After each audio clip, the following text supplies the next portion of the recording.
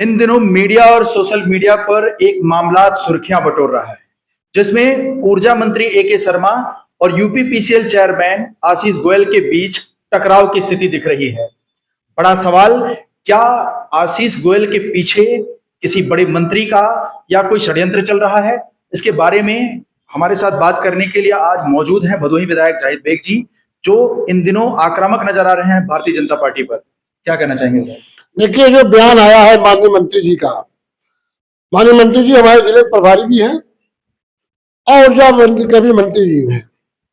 हाँ, उनको माननीय गृह मंत्री का आशीर्वाद प्राप्त है और इसके बावजूद ये बयान आना कि बगैर मुझे संज्ञान में लिए 10% अधिभार बढ़ा दिया गया है विद्युत विभाग में, और साथ ही साथ कि जात और धर्म के आधार पर विद्युत विभाग में नियुक्तियां की जा रही हैं।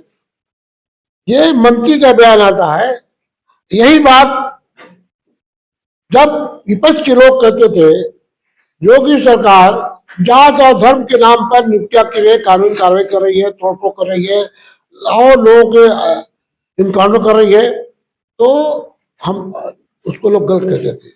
आज प्रदेश के कैबिनेट मंत्री माननीय ऊर्जा मंत्री का बयान आता है कि देश के अंदर, प्रदेश के अंदर जात और धर्म के नाम पर कार्रवाई की जा रही है और 10% का विवाद जो बढ़ाया गया है, ये बगैर मंत्री के संज्ञान मिले ऐसा नहीं हो सकता बढ़ाया जाए। अगर बढ़ाया गया है तो उनके खिलाफ अधिकारी के खिलाफ कानूनी कार्रवाई होनी चाहिए। तो क्या लग रहा है आपको कि ये जो टकराव है, ये सीधे तौर पर ऊर्जा मंत्री और मुख्यमंत्री योगी आदित्यनाथ के बीच का टकराव है? नहीं नहीं नहीं नहीं, ऐसा नहीं है। देखिए, ये टकराव ऊर्जा मंत्री और मुख्यमंत्री के बीच का टकराव नहीं है।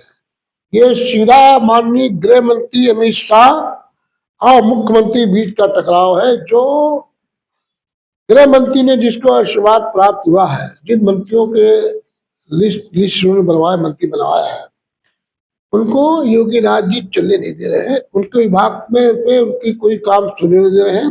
वो नाम मात्र के मंत्री है, सिर्फ जात के नाम पे बैठा दिए गए हैं कुर्सी पर, उनको कोई सुनता नहीं है। ये लड़ाई शर्मा और मुख्यमंत्री के बीच लड़ाई, गृह मंत्री और मुख्यमंत्री के बीच लड़ाई, जिससे हमारा प्रदेश पिछड़ा जा रहा है, पिछड़ता हो जाता है। चाहे आप स्वास्थ्य विभाग को देख लीजिए, बच्चे बदतर हालत हो गई है। आप विद्युत विभाग को देख लीजिए, आप पीडब्ल्यू विभाग को देख लीजिए। मतलब आप कहना चाहते हैं कि स्वास्थ्य मंत्री भी केवल गृह मंत्री के इशारों पे काम कर रहे हैं? नहीं नहीं, उनके आशीर्वाद, गृह मंत्री के आशीर्वाद से जो लोग बनाए गए हैं नाम मात्र के, उनको मुख्यमंत्री जी चलने नहीं दे रहे, उनके विभाग को चलने नहीं दे रहे। इसी वजह से हमारा प्रदेश पिछड़ता जा रहा है और हर उनका विभाग पिछड़ता जा रहा है। मतलब ऊर्जा मंत्री जी जनपद भदोही में आते हैं, चाहे वो नगर पंचायतें हो, नगर पालिकाएं हो, उस पर ध्यान नहीं इनका केंद्रित हो पा रहा है। बिजली व्यवस्था की बात करें तो बिजली व्यवस्था में समस्याएं लगातार आ रही हैं। ऊर्जा मंत्री जिस जिले के प्रभारी मंत्री हो, वहां इस तरह की समस्याएं नहीं होनी चाहिए। देखिए, सवाल इस बात करेंगे, सवाल इस बात के जब अधिकारी बेलगाम है, अधिकारी कभी इनके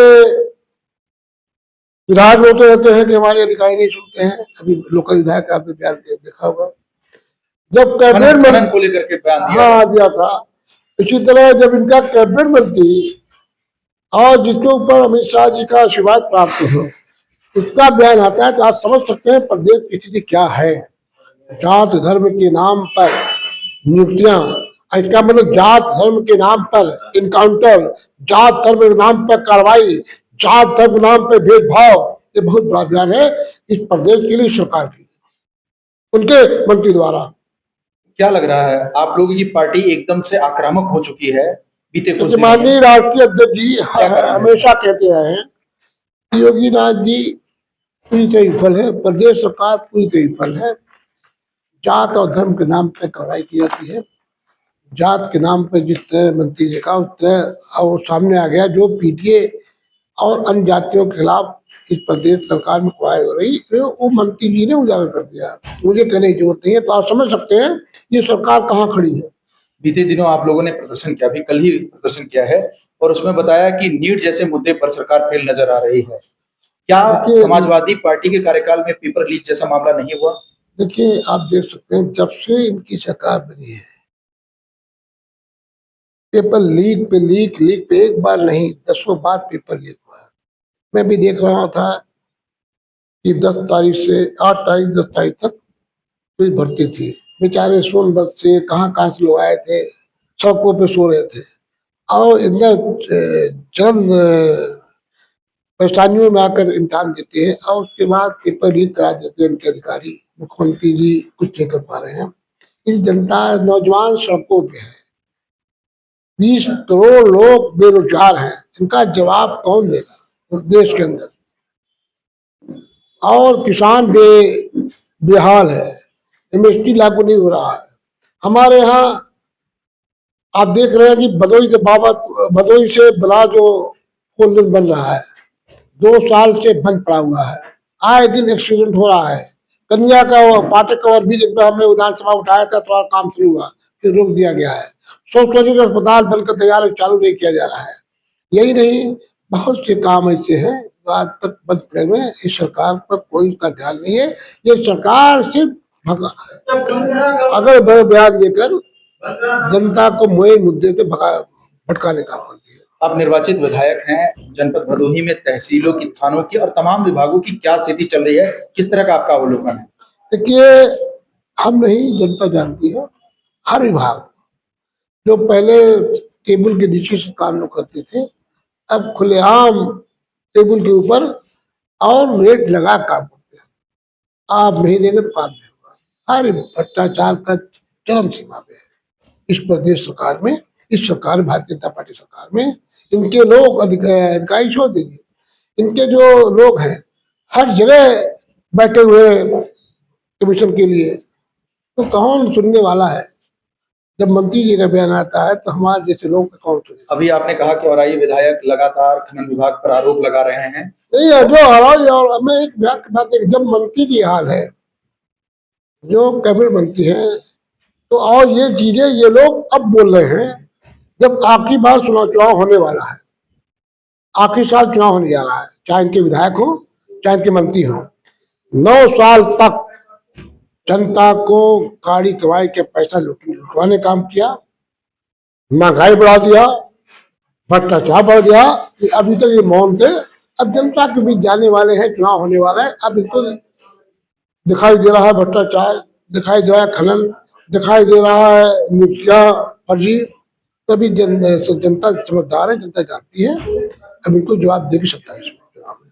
क्या विधायक जाहिद बेग इसके बाद कोई बड़ा एक्शन करने वाले हैं?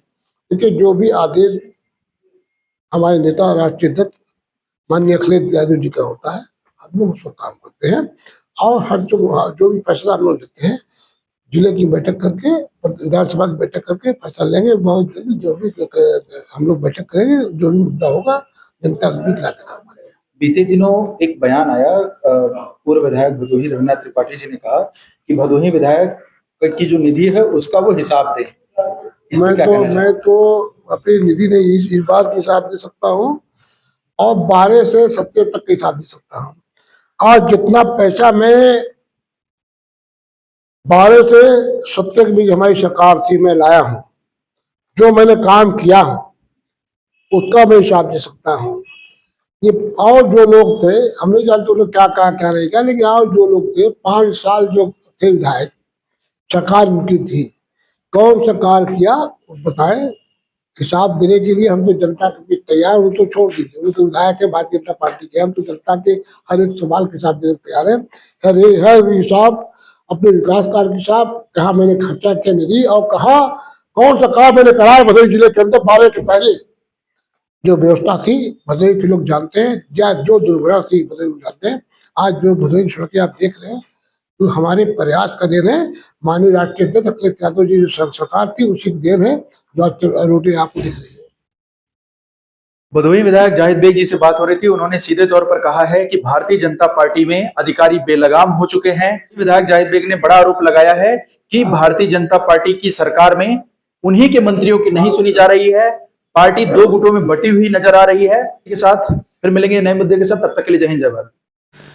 आकाश भूमि न्यूज, राष्ट्रीय समाचार पत्र व वेब न्यूज चैनल, निडर पत्रकारिता की एक अनोखी झलक।